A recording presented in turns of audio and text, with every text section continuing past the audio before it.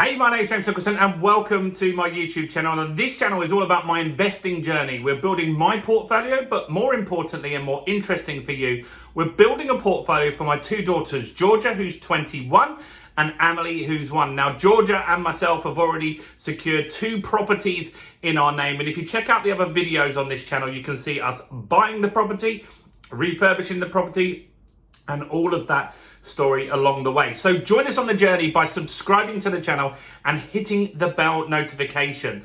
You'll hear all the good news, all the bad news, and you should learn something along the way.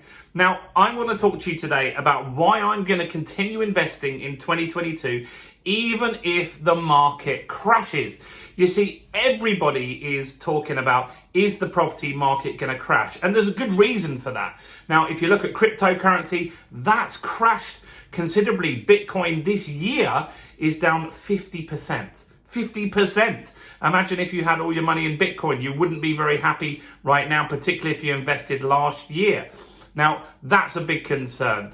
Crypto is down. Stock markets have been down for a while in America. Now we're starting to get hit in the European markets as well.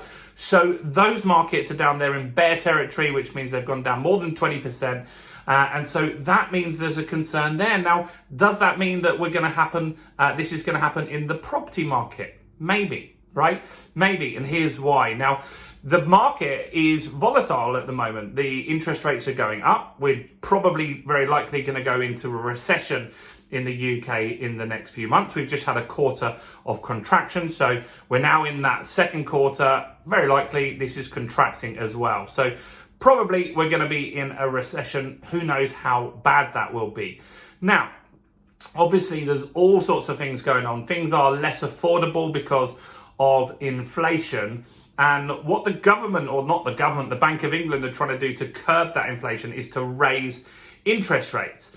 Now, ideally, they would, for them, put it up very, very fast. The problem that they've got is the government's got more debt than ever because they printed all this money during the pandemic, which is why we've got inflation in the first place.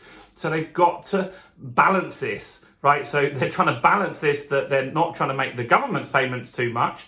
And they're also trying to curb and bring down that inflation as well. Now, inflation, last month they said it was probably going to be 10%. Now they're saying it's going to be 11%. Real world terms, it's probably way higher than that, depending on what you purchase, right? If you've got an electric car right now, maybe you're not feeling the pinch so much, but those that drive petrol and diesel, for sure, they're feeling that. Now, we all heat our homes and we're feeling it on those bills that come through there, and we all eat food, right? And so people are starting to feel the impact of inflation. Now, house prices have not started to come down yet. They have started to cool, that's for sure. There was a marginal increase last month, but really tiny that you wouldn't even really notice. And so what that means is that we think that the property prices will continue to just level out for the rest of this year. But what if they crash, right? What if they crash? What does that mean for investors? And is it good if you want to make cash flow, for example, to buy now where the house price is higher, or to wait until the property crashes? Now, let's look at those figures and see. I've just done some working outs on this. And let's have a look. So let's just say you were going to buy £100,000 house today, right? In today's market, you can buy £100,000 houses, plenty up north. We just bought one for 60 grand, but there was plenty for 100 if we want to spend that much. And so 100 grand house. Now, interest rates have recently been around 2.5%. I'm just using these as an example because they're just easy numbers to get your head around, right? So let's just say a house is worth £100,000 and you're going to get that house on an interest-only mortgage. And that means the interest-only mortgage, you're paying just the interest back each and every month. Now, on an interest-only basis, £100,000, you'd be paying £156 per month. £156 a month, right? Which sounds fairly reasonable. And so that is affordable. Now, the rent on a £100,000 house is very likely to be £500 to £550. Now, you've got to take out your costs and stuff like that, but there's a good couple of £100 profit still in that deal for cash flow. Now, one thing that you can't bank on now for sure in the next few months is capital appreciation. Like, that is definitely not a given like it has been, but it will come back. But for now, for the next year or two, 100% you can't bank on capital appreciation, meaning the house isn't guaranteed to rise in value. Now, let's have a look. What happens if the market crashes 25%? Now, just to be very clear, it didn't crash 25% in the 90s, the one big crash there, and it didn't crash 25% in the credit crunch. It crashed 15% in the credit crunch, right? So it hasn't crashed in recent times 25%, but let's just say it did. Now the house is worth £75,000. Now that might sound like that would be better, but this is going to happen down the line if this scenario did play out. Now, in that time, interest rates are going to continue to rise with the Bank of England. So let's just say that the interest rates, the target that they're likely to get to is 3.5%, and the bank put their bit on top when they lend you. So if it's 3.5%, you might be paying at that time around 5% on an interest-only basis. Now, that £75,000 house, the deposit will be lower, obviously, to get into the deal, which is good, and that's very positive. But the cash flow is significantly less. So on a 5% interest-only mortgage, you'll be paying £234 a month. And so that means out of this £550, once you paid your insurance, your solicitor's costs, and estate agent fees and stuff like that, the profit is not going to be really very good there. And so what that means is that the deal might not stack up.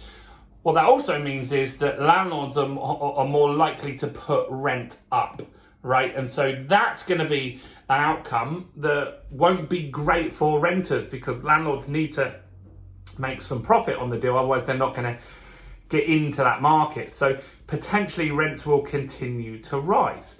And so would you buy now at 100 grand, or would you buy if the market dropped at 25%? Comment below, let me know your thoughts. Me, I would buy at the 100 grand, and here's why. Because when you're a property investor, you need to buy properties where you make your money on the way into the deal, right? So if you bought a £100,000 house, then if you bought it brand spanking new, you couldn't add any value to it, then yeah, you've got a chance of your property going down, right? So it could drop to this 75k, right?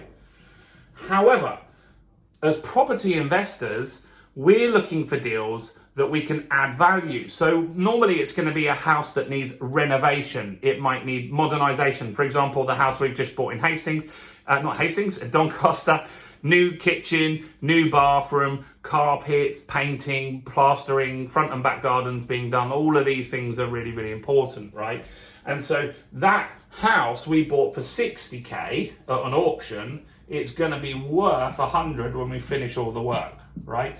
And so we've added the value there. So we've got 40, well, we spent 15 doing it up. So we've got 25 grand in equity, right? So if it dropped, we haven't gone negative at all here. We're still okay. And so that's what I'm saying here is, if you're not too fussed about the capital appreciation, which no one's really going to make in the next few years, and you can buy something where you can add some value, then you wouldn't not buy today, right? It doesn't make sense to wait on the off chance that there's going to be a market correction. No one can guarantee that that's going to happen. When the last market correction happened, very quickly, it went back up very, very soon within the next few years.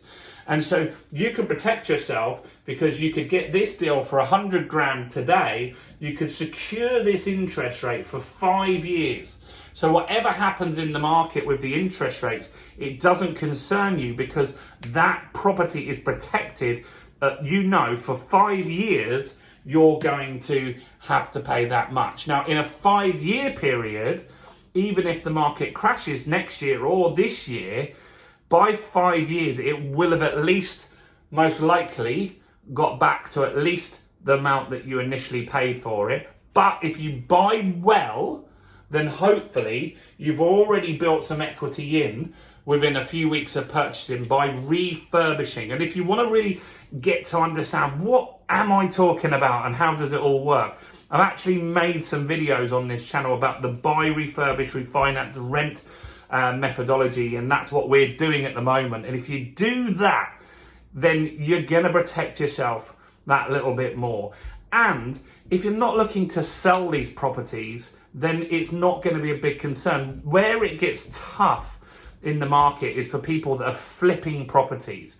If you're a property developer and you're looking to flip, if you buy for 100 grand and the market drops by 25, then you might not be able to get rid of that property for the price that you want to at the end of your project, and the interest rates have gone up, then that's a difficult scenario to be in. But if you're buying and holding property, which is what I do and which is what I recommend that you do, whatever happens in the market, you've made your cash flow now. Now, to get into that deal for 100, if it's just a vanilla buy-to-let, you're looking at 25 grand. If you leave that 25 grand in the bank, with this inflation, you're losing its buying power by 10% at least every year. So the buying power is 2.5 grand less on that 25 grand within a year. Plus you've missed out on the cash flow from the property. And so property is a great hedge against inflation.